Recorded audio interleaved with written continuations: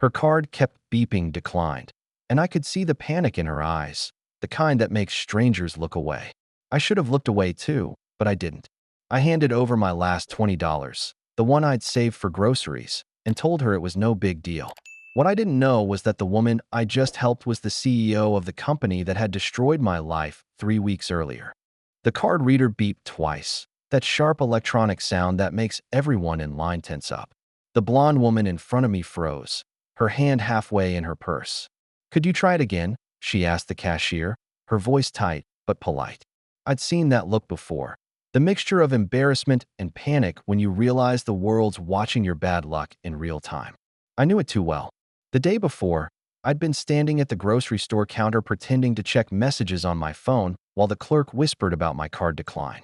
That's when I learned how long humiliation can stretch out in a single minute. Now I was holding my last $20 bill. It was supposed to buy groceries for me and my daughter, Emma, soup, cereal, maybe some apples if they were on sale. But the woman ahead of me looked like she was swallowing broken glass, just trying to stay composed. The cashier sighed loud enough for everyone to hear. "Ma'am, you'll need to step aside." Before I could think it through, I stepped forward. "It's okay. I've got it." The woman turned, startled. Up close, she looked like she'd come from another world. Perfect hair, expensive coat, the faint scent of some perfume I couldn't name. But her eyes weren't proud or cold. They were scared. "That's really kind of you," she said, shaking her head. "But I couldn't possibly." "Please," I said, already handing over the bill. "Someone once helped me. Just paying it forward." That wasn't true, but the lie made it easier for her to accept. The cashier took the money, the machine printed a receipt, and the tension broke like a snapped wire. The woman exhaled and gave me a small, bewildered smile. "Thank you. You have no idea what this means. Don't worry about it." I tried to smile back, though my stomach twisted at the thought of what I'd just done. I ordered a small water, couldn't afford coffee anymore, and stepped aside. As I turned to leave, her voice stopped me. "Wait, what's your name?" "Ethan Walker," I said. Her eyes widened just a little, like the name had landed somewhere it shouldn't have. "Ethan Walker. You used to work at Horizon Tech, didn't you?" My chest tightened. "Yeah, until a few weeks ago." "I see." She nodded slowly, her expression unreadable. "Thank you again, Mr. Walker." For the coffee. Outside, the morning sun hit my face, and the chill from the sidewalk bit through my worn-out jacket. I checked my phone. No messages, no job offers. For more applications to drop off before noon. For more chances to hear, we'll be in touch. I walked instead of taking the bus, counting each block as another meal saved. By the time I reached our apartment, my feet hurt, my throat was dry, and the landlord's number was flashing again on my screen. I didn't answer. That night, I split a can of soup between me and Emma. She was 7, full of questions, and too smart for her own good. "Daddy," she asked, stirring her half-empty bowl, "why don't we have milk anymore?" I smiled like it was nothing. "We'll get some tomorrow, sweetheart." She believed me because she wanted to, and that was enough for now. After she fell asleep, I sat by the window staring at the city lights and thought about that woman's eyes. The recognition, the strange quiet when she said my name. I figured it didn't matter. She was just another stranger I'd never see again. But I was wrong. Because somewhere across town, in a corner office high above the same city I was struggling to survive in, that woman, Clara Maddox, CEO of Horizon Tech, was saying my name again. Only this time, she wasn't confused. She was furious. And that's where everything started to change. I didn't know it then, but that same night, while I was heating up a can of soup, my name was being said in a boardroom full of lawyers. Clara Maddox, the woman with the declined card, was pacing her glass office floor, her phone pressed to her ear. I would only learn about this later, from someone who'd seen it all, but I can picture it now. Her voice cold, her jaw tight, the kind of anger that doesn't explode. It sharpens. "Pull everything on Ethan Walker's termination," she told her assistant. "Every email, every report, every piece of footage from his last day. I want it all tonight." Meanwhile, I was still living in the quiet wreckage of unemployment. 3 weeks since the layoff, and the job rejections had started to sound identical. "We're going in a different direction. We'll keep your resume on file. You're overqualified." Each one felt like another small door locking shut. Rent was 3 days late. My phone service was on its last warning. The electricity bill glared at me from the counter like a threat. Every sound in that apartment, the dripping faucet, the hum of the fridge, felt like it was counting down to something I couldn't stop. Emma drew pictures at the kitchen table, humming quietly, her crayons worn to stubs. I kept telling her everything was fine, that Daddy just needed to find a new job. She nodded, trusting me completely, and that hurt more than any bill ever could. I tried everything: construction sites, warehouses, delivery gigs. Most turned me away before I finished explaining. One foreman even laughed. "Buddy, you've got a degree in engineering. You'd quit the first week." I wanted to tell him I'd scrub floors, haul bricks, anything, but my voice gave out halfway through. I just left. On the fourth day, hunger hit harder than pride. I'd given Emma the last of the peanut butter that morning and told her I'd already eaten. By noon, my hands were shaking. I stood outside the Horizon Tech Tower, the same building I used to clean every night after the layoffs. The glass windows still reflected the skyline, same as always, like the world hadn't noticed one missing person. I didn't go inside. I just stood there a while, staring up at the floors where I used to mop until 2 a.m., thinking how easy it was to disappear in a place that big. Up on the 20th floor, Clara was in her 5th meeting of the day. She'd seen the truth by then. The files showed that my manager, Dennis Cole, had pinned a missing company laptop on me to cover for his nephew, the real thief. He'd doctored security footage, rewritten reports, and sent a termination notice that made it sound like I'd confessed. The woman I'd helped at the coffee shop, she was sitting at her desk with those same trembling hands. Only now they were shaking from rage, not embarrassment.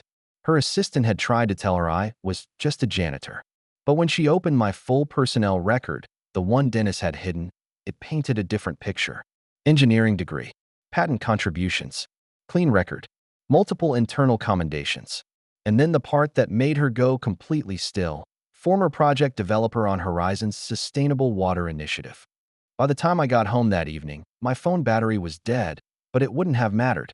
I wouldn't have known that Clara had already ordered legal to reopen my case, that she'd called security, IT, and HR into one room and told them, "Find him." While she tore apart her company to uncover what really happened, I sat at the kitchen table, counting the coins left in my wallet, $1.87, and wondering if I could stretch them until Friday. Emma was coloring beside me. She looked up and said, "Daddy, maybe tomorrow will be better." And even though I didn't believe it, I smiled and said, "Yeah, sweetheart, maybe it will." By Friday morning, I was out of options. The cupboards were nearly bare, and the lights had started flickering the night before. When the power went out completely, I took it as a sign. Not from the universe, just from the power company. I dropped Emma off at school with a smile I didn't feel and told her we'd make pancakes for dinner. She believed me. Kids always do. Then I walked straight to the community food bank, the one I'd passed 100 times but never had the guts to enter. The line was longer than I expected. Parents, seniors, people who'd probably said the same thing I used to. I'll never end up there. Shame has a smell, a mix of fear and exhaustion. I stood in it for an hour before I heard someone call my name. "Mr. Walker?" I turned and froze. Standing there, way too polished for this place, was Marcus Lane, the HR director from Horizon Tech. He looked like a man who'd rather be anywhere else. "Marcus," I said, confused. "What are you doing here?" He adjusted his tie, avoiding eye contact. "I'm not here by coincidence, Ethan. Ms. Maddox has been trying to reach you for days." "My phone's dead," I muttered. "Electricity got cut off." He nodded, as if that explained everything. "She knows what happened. About Dennis. About the fake reports. She's been working nonstop to clear your name." My brain didn't catch up right away. "She knows?" "Yes," he said quickly. "She's furious. She's personally reopened your case and demanded to see you today." I blinked, trying to make sense of it. "Today? Look at me, Marcus. I don't even have clean clothes." He gave a faint smile. "She said it doesn't matter." Her exact words were, "Find Ethan Walker if you have to search every street in this city." That man gave me his last $20 while I let him be destroyed under my own roof. For a second, I couldn't breathe. The woman from the coffee shop. The one with the declined card. That was her. Marcus gestured toward a sleek black sedan parked nearby. "Please. She wants to make things right." The drive to Horizon felt unreal. The same streets I used to walk with my job applications blurred past the tinted windows. The guard at the front desk straightened the moment we entered.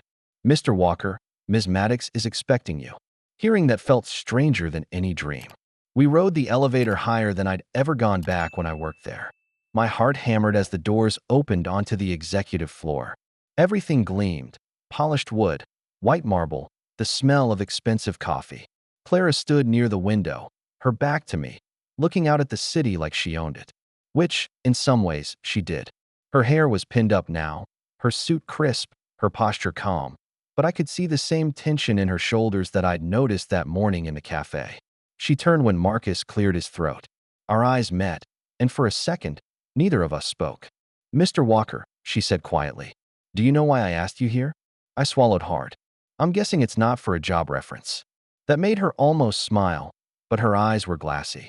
No, it's because my company failed you. She motioned for me to sit. On her desk was a laptop open to a paused video. When she hit play, my chest clenched.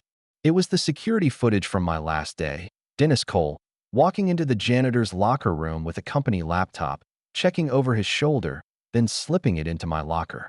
My knees went weak. He framed me. Yes, she said, her voice trembling but controlled. His nephew was the one who stole it. Dennis covered for him and needed a scapegoat. You were the perfect target, a quiet man who wouldn't fight back. I stared at the screen, my throat dry. How long have you known? Since Monday, she said softly. Since the coffee shop. I leaned back, trying to process it all. The humiliation, the weeks of hunger, the nights pretending everything was fine for Emma. It all came crashing at once. Clara stepped closer, setting a folder on the desk. I also found something else. She opened it to show documents, my old patent filings, degrees, engineering projects. You're not a janitor, Ethan. You're an engineer.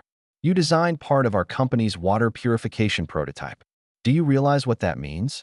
I shook my head slowly. It means I used to matter, I said quietly. She frowned. No, it means you still do. Then she looked at me the way no one had in years. Not with pity, not with curiosity, but with recognition. And that's when I realized the truth. She wasn't just trying to fix a mistake. She was trying to undo a wrong that had haunted her. The next morning, I stood in front of Horizon Tech again. Only this time, I wasn't holding a mop or a resume. I was standing there because Clara Maddox wanted me back, not as a janitor, but as something else entirely. She'd called it Director of Sustainable Development. I'd laughed when she first said it, convinced she was joking. I hadn't been an engineer in years. My skills were rusted. My mind felt dull. But she wasn't smiling. This isn't charity, Ethan, she'd told me. It's restitution and faith. You still have the kind of mind that builds things that matter. That first day back, I barely spoke. People who used to walk past me without a glance now whispered as I passed. I couldn't tell if it was guilt or curiosity, but either way, it didn't matter. I wasn't here for them. Clara gave me an office on the 12th floor. Not some corner suite, just a quiet space with big windows overlooking the park. She'd had the place cleared, a fresh desk, a new computer, even a small coffee machine I couldn't stop staring at because it looked like it cost more than my old car. I figured you could use some peace, she'd said, setting down a folder full of design notes she'd pulled from my old projects. Peace. That word felt foreign. At first, I sat there for hours doing nothing, just staring at a blank monitor, my hands motionless on the keyboard. Every time I tried to start, my mind went back to the years I'd spent pushing a mop. Simple work, repetitive, safe. Engineering required thought, risk, creativity. All the things I'd buried after Michelle died. By the third day, I managed to sketch something small. A water filtration prototype. Nothing new, nothing groundbreaking, but mine. The lines came shaky at first, then steadier. It felt like waking up from a long, heavy sleep. Clara stopped by most days. Never unannounced, but always at the right time. Sometimes she'd bring coffee, sometimes just silence. We didn't talk about the past much. She seemed to understand that the wound was still too raw to poke at. Once, she caught me staring out the window at the park below. You used to take your daughter there, she said softly. I nodded. When we couldn't afford much, I'd tell her the ducks were part of a science experiment and that feeding them was our contribution to research. She smiled, the kind that starts in the eyes before it reaches the mouth. That sounds like something you'd say. It surprised me how natural it felt having her around. She didn't hover or pity me. She just existed in the same space, and somehow that made it easier to breathe. 2 weeks in, I hit a wall on a project redesign. I must have been glaring at the whiteboard because she appeared at the doorway holding 2 cups of coffee. Looks like you're fighting ghosts, she said. Just old ideas that don't want to cooperate. She set a cup beside me. Then maybe it's time for some new ones. She didn't mean it as advice, but it stuck. That night, after I picked up Emma from school, I told her about my problem, how the design wouldn't hold up under pressure. She looked thoughtful, stirring her hot chocolate. Maybe you should build it like Legos, she said simply. So if one piece breaks, you don't have to throw the whole thing away. You can just fix the part that's wrong. I stared at her, stunned. You're smarter than most engineers I've met. She grinned. I know. Later that night, I sat back at my desk and started sketching. Modular systems. Reusable components. It made sense, simple, elegant, exactly like she'd said. By morning, the concept was complete. When I showed Clara the next day, her face lit up. This could change everything. It's nothing special, I said, still uneasy taking credit. She shook her head. It's brilliant. And don't you dare downplay it. That was the first time I caught something in her voice, something personal. Warmth, maybe. Admiration. Whatever it was, it stirred something in me I hadn't felt in years. As the days went on, our interactions found an easy rhythm. Coffee breaks, shared silences, the occasional laugh. But underneath it all, there was an unspoken understanding. We were both rebuilding something broken. For me, it was confidence. For her, it was conscience. And somehow, we were helping each other do it.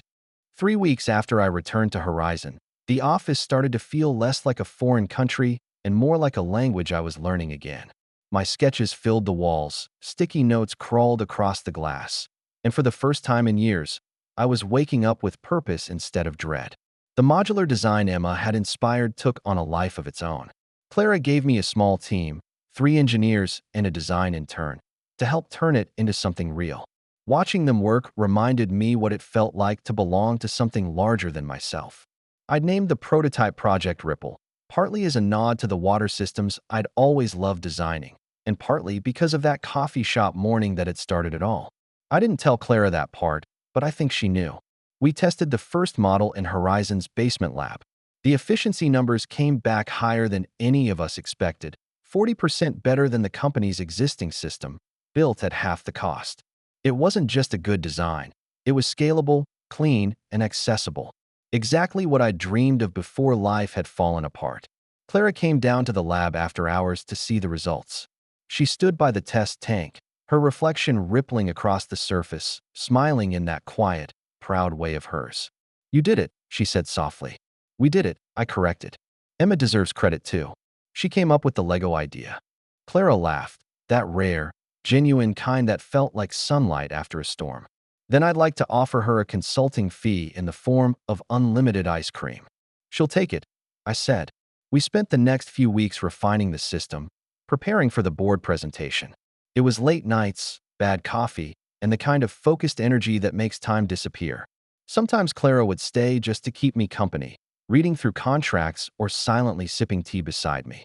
It wasn't about oversight anymore. It was about presence.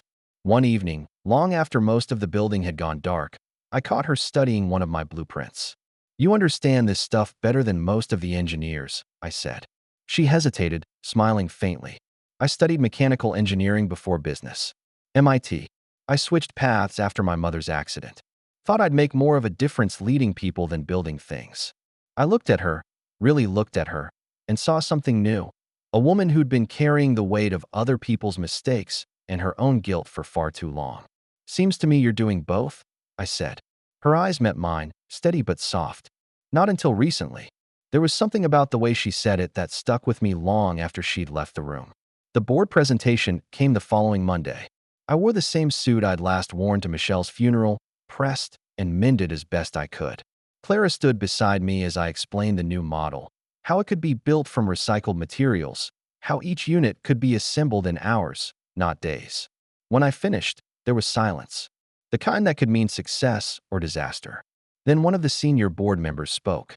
This is too ambitious, too expensive. We'd need months of approval, new suppliers. No, Clara interrupted firmly. We're not scaling back. We're scaling forward. What Ethan's designed isn't just profitable, it's transformative. Horizon was built to innovate, not to play it safe. Her voice carried across the room. sharp and certain. And when she looked at me after saying it, something in her expression made my pulse quicken.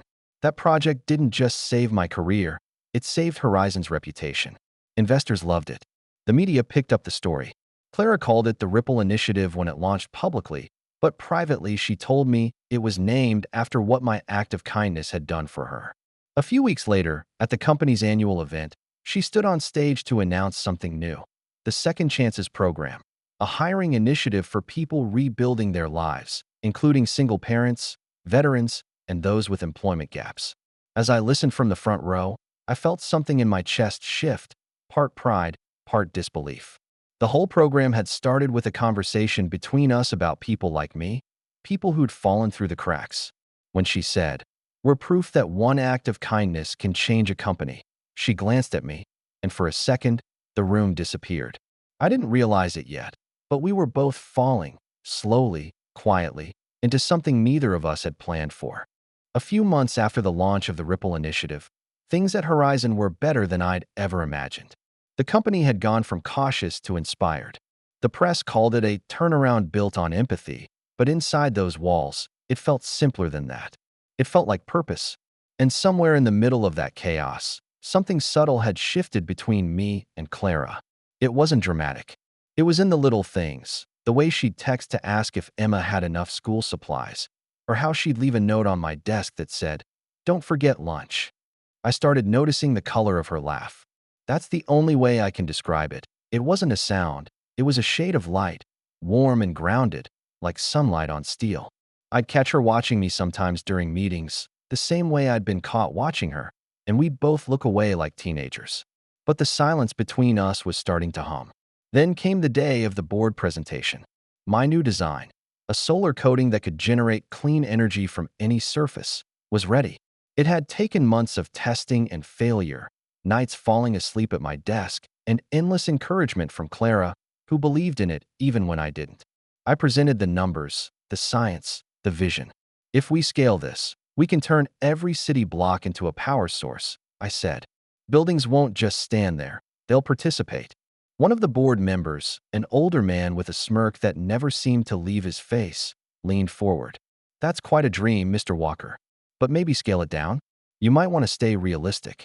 Before I could respond, Clara spoke. Her tone was calm, but her words cut through the air like glass. "Mr. Walker's realism is what saved this company," she said. "If he wants to build cities that power themselves, then we'll build them. Horizon doesn't shrink dreams, it funds them." The room went silent. And for the first time, I realized she wasn't defending a project. She was defending me. After the meeting, I found her on the rooftop garden, a place I'd designed for the company, filled with plants that cleaned the air and supplied vegetables for the cafeteria.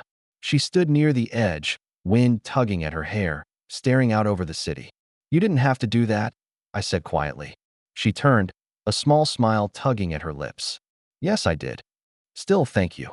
The wind carried the city's noise up to us. Car horns, laughter, the hum of life below. For a long moment, neither of us spoke.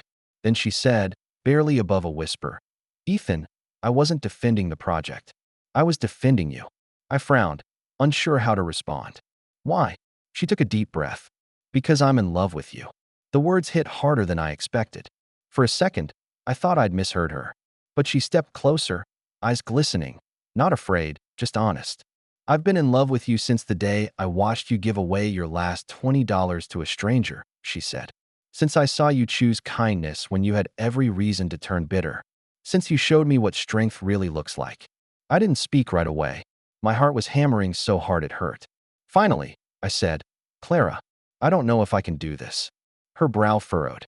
"Because of Michelle." I nodded. She was my anchor, my best friend. Losing her didn't just break me. It made me forget who I was.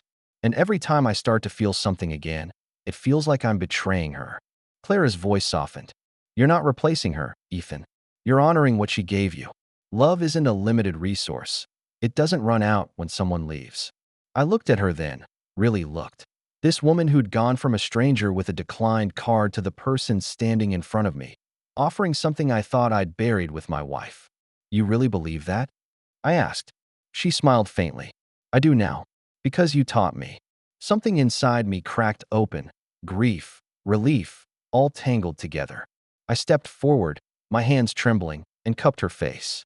"You have no idea how terrified I am right now," I whispered. "Good," she said softly. "That means it's real." And then I kissed her. It wasn't passionate or desperate. It was quiet, certain, and full of every word we'd never said. The kind of kiss that tells you your life just changed again, but this time, in a way that doesn't hurt. Below us, the city lights shimmered like stars fallen to earth, and I remember thinking, maybe love doesn't erase what came before.